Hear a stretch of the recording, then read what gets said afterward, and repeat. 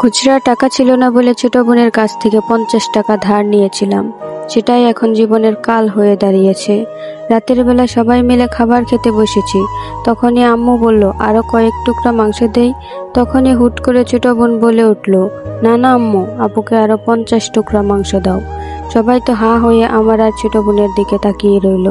এবার আসি পরের ঘটনায়। সেদিন আমার খালাতো বোনেরা মিলে গল্প করছিলাম।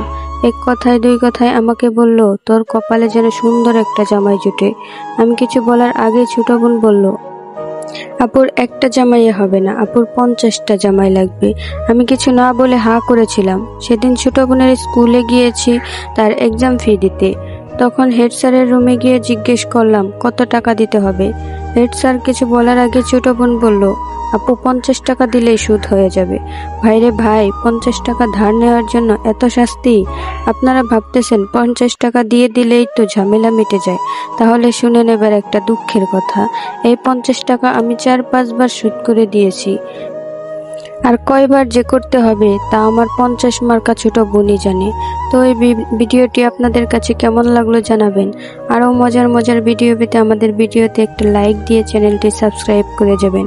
এরপর আরও ভালো ভিডিও দিব ইনশাআল্লাহ।